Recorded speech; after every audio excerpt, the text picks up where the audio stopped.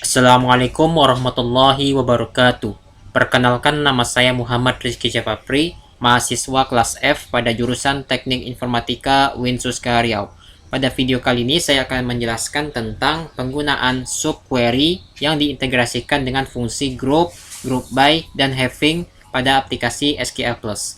Baiklah, langsung saja kita mulai. Di sini saya sudah punya beberapa tabel ya, dari studi kasus sebelumnya juga. Jadi di sini kita coba lihat dulu ya, tabelnya ada apa aja. Select isi dari tabel faktur, kita lihat from faktur ya, sudah ada isinya. Lalu dari tabel supplier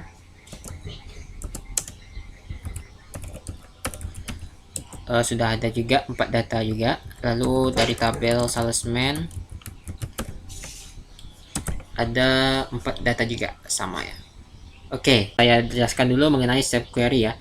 Jadi subquery adalah pernyataan select yang tertanam di klausa pernyataan select lainnya. Jadi kayak query bersarang gitu. Jadi kita menempatkan satu query di dalam query lainnya.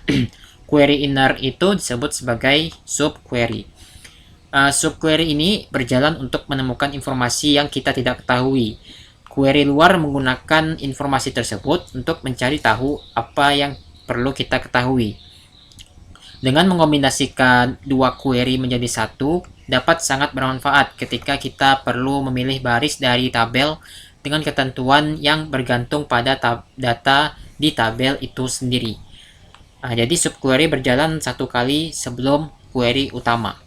Coba hasil subquery ini digunakan oleh query utama atau outernya. Subquery ini dapat pula dapat diposisikan di sejumlah klausa SQL, termasuk klausa where, klausa having, dan klausa from. Untuk lebih jelasnya saya coba lakukan saja praktek. Select, misalnya saya mau mengambil data dari faktor ya. Saya misalnya mau ngambil tanggal lalu, atau semua juga bisa sih. Select bintang, from faktor, lalu kita tulis where. Kita misalnya mau memfilter berdasarkan ID supplier atau ya ID supplier.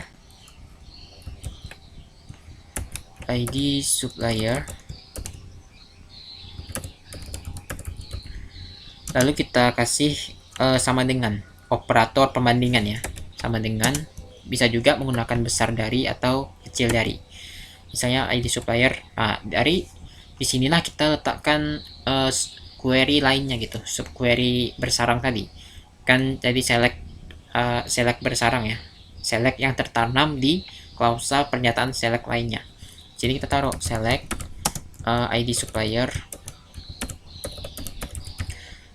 from faktor where, dimana misalnya kita ambil dimana yang total pembeliannya, ini huruf besar, total pembelian misalnya itu sama dengan yang 8, titik kurung, titik koma. Nah, itu dia. Jadi ini contohnya. Jadi ini penjelasannya, ini kita lihat, ini kita select semua kolom ya dari tabel faktor, dimana ID suppliernya itu merupakan ID supplier dari tabel faktor juga, tapi kita pilih yang total pembeliannya itu 8. Jadi untuk query ini kan hasilnya ini akan menghasilkan ID supplier dengan ID supplier 03 ya. Jadi kan total pembelian sama dengan 8 kan cuma dimiliki oleh ID supplier S003. Jadi ini hasil query-nya ini kan jadinya S003. Jadi ini where ID supplier sama dengan S003 gitu. Jadi ya itu query bersarang gitu. Jadi inilah hasil outputnya untuk sintaks seperti ini. Nah, itulah tadi penggunaan subquery dari tabel yang sama ya. Ini tabelnya masih sama ya. Ini tabel faktur, ini juga tabel faktur. Nah, kita coba lagi yang dari tabel yang berbeda coba ya. Dari tabel yang berbeda kurang lebih sama saja ya. Kita coba select. Misalnya kita ambil aja tanggal terus ID supplier atau nomor faktur ya juga sih. Nomor faktur. Lalu tanggal dan total pembelian. Lalu dari tabel faktur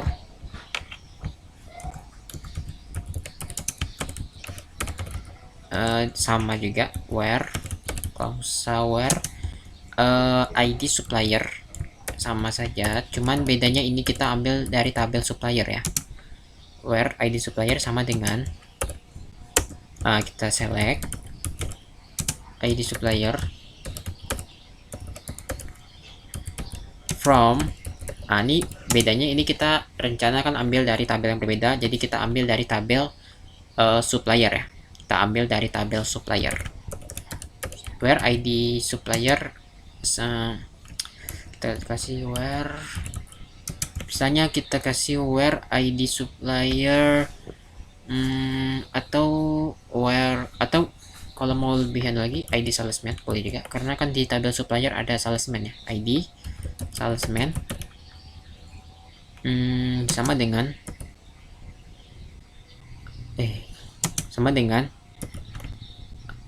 SM01. Nah, itu. Jadi inilah hasilnya. Jadi ini artinya kita mengambil kolom nomor faktur, tanggal, dan total pembelian dari tabel faktur, ya kan? Dimana ID suppliernya itu kita seleksi lagi nih, ID supplier dari tabel supplier. Nah nih, ID supplier kita ambil dari tabel supplier ini, dimana ID salesman-nya itu SM01 ini. Berarti ID suppliernya itu S001. Nah, jadi ini dimana ID suppliernya itu S001. Jadi kita lihat sini ID-nya S001. Kita lihat di sini S001 itu tanggal 24 Oktober. Nah, inilah sudah sesuai ya. 24 Oktober 21. Total pembelian 5 dan nih nomor fakturnya. Sudah sesuai ya. Jadi kita bisa juga mengambil atau melakukan subquery dari tabel yang berbeda gitu. Oke, selanjutnya saya akan menjelaskan tentang fungsi group di subquery. Jadi fungsi group dapat digunakan di dalam subquery ini. Fungsi group tanpa klausa group by di subquery akan menghasilkan satu buah baris. Jadi kita langsung saja praktek. Misalnya di sini saya ambil tabel yang sama.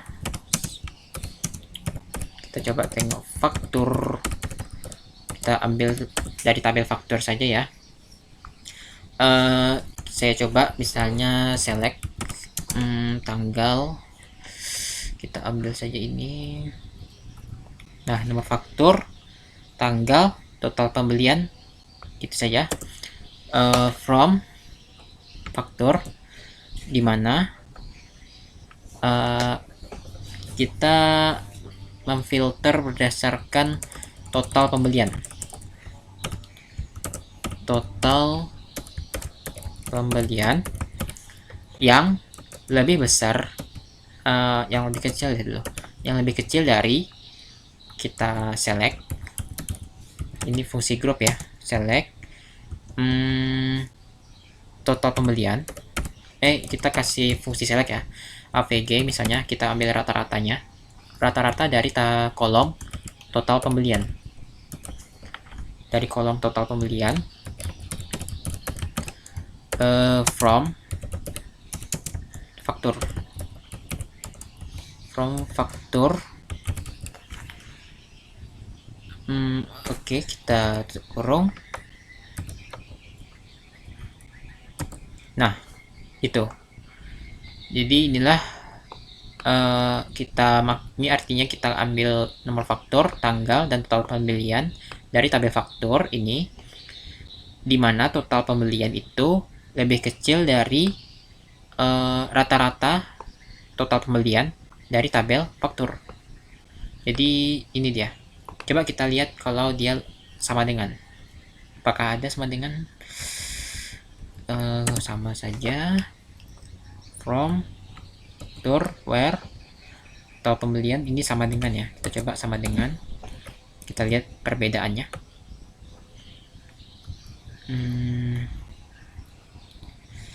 Ini AVG oke sama. Oh nggak ada ya. Kalau lebih besar dari, kita coba ini lebih besar.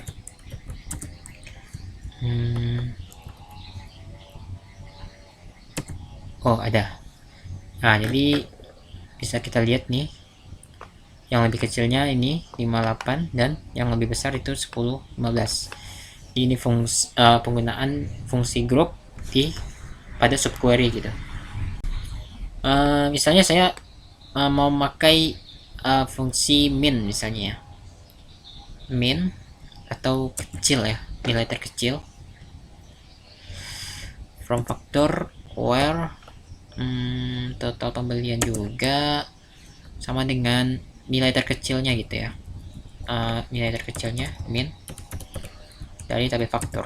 Nah itu tabel terkecil, total pembelian terkecil itu 5. Nah betul ya, ini kan yang terkecil memang 5. Lalu kita coba yang besar lagi, yang max. Oke, from faktor, ini sama dengan, betul, ini max, kita ganti max untuk penggunaan fungsi group tadi.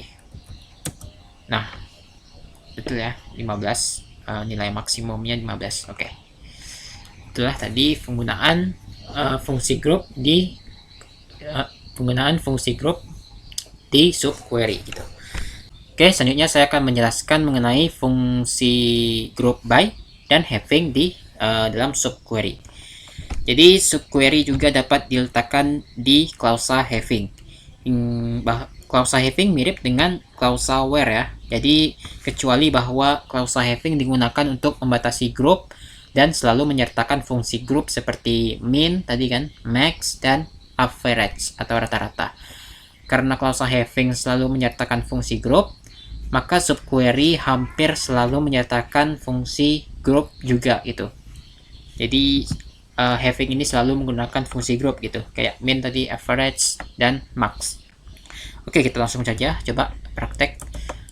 Select nomor faktur dan total pembelian, ini minimalnya. Lalu kita ambil dari tabel faktur,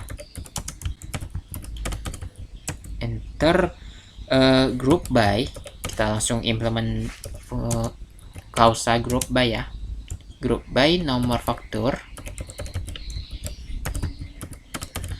enter having, klausa having, misalnya sini saya ambil min ya, itu tadi min, fungsi grup tadi ya, fungsi grup min saya pakai. Total pembelian, kita ambil yang lebih besar lah ya, karena kan ini min, kita ambil yang lebih besar. Select, kita ambil minimal dari tabel total pembelian, kurung, enter, from tabel faktur, di mana misalnya saya ambil ID supplier deh, ID supplier sama dengan S001 deh, atau ya S001 koma. Nah sudah ada itu. Inilah penggunaan fungsi group dan having itu. Jadi ini kita penjelasannya, ini kita seperti biasa, ini nomor faktur, kita ambil tabel kolom nomor faktur dan nilai minimum dari total pembelian gitu. Dari tabel faktur kita kelompokkan berdasarkan nomor faktor yang memiliki having minimal nilai total pembelian yang paling minimum dari tabel faktor ini yang lebih besar dari total pembelian di tabel faktor dengan ID supplier S001. Jadi ini tidak termasuk ini. Jadi yang lebih besar dari ini. Jadi ada ini. Ada 10, 8, dan 15 gitu kan. Yang lebih besar dari 5 ya. Yang lebih besar dari 5 itu 8, 10, dan 15. Jadi inilah hasil output dari query ini tadi. Nah, oke, kita ambil contoh kasus yang lainnya.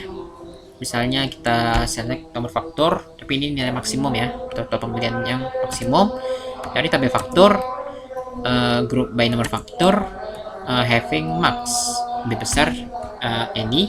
Jadi any ini digunakan ketika kita ingin membuat query outer klausa where untuk memilih baris yang sesuai dengan kriteria. Di sini kita lebih besar dari ya, dan sedikitnya satu nilai di kumpulan hasil subquery.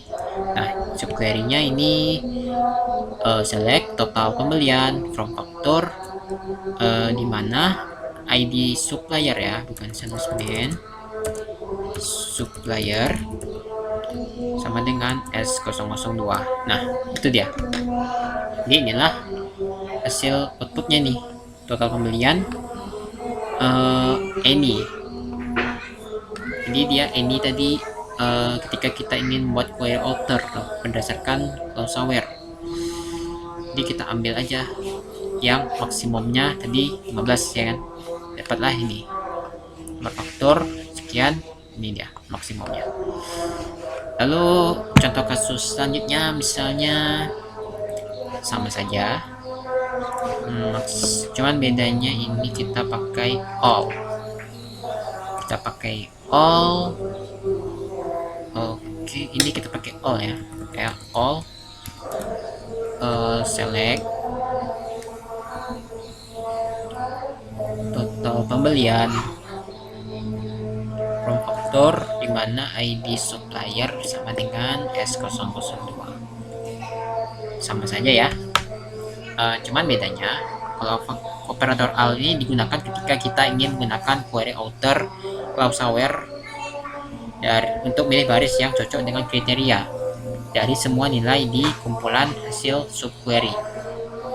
Mungkin kalau mau lihat lebih signifikannya kita coba satu lagi, from faktor, group by nomor faktor, having max, cuman ini kita ganti kecil, ini kasih all, kita select supplier. Nah, itu dia. Jadi nampak lebih jelasnya ya kalau menggunakan query all. Di query operator all ini digunakan ketika kita ingin menggunakan query outer klausa where untuk memilih baris yang cocok dengan kriteria. Di sini tadi lebih besar ya dari semua nilai di kumpulan hasil subquery gitu. Nih. Jadi dia akan mengeluarkan yang lebih kecil dari max, jadi 5 dan 8 gitu. Oke. Jadi begitulah penggunaan subquery yang diintegrasikan dengan fungsi group by, dan having.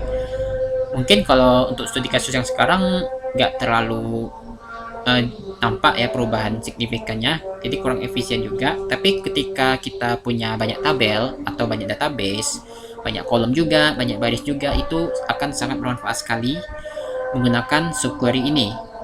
Jadi subquery ini memungkinkan kita untuk menemukan informasi yang kita perlukan sehingga kita dapat menemukan informasi yang betul-betul kita butuhkan gitu.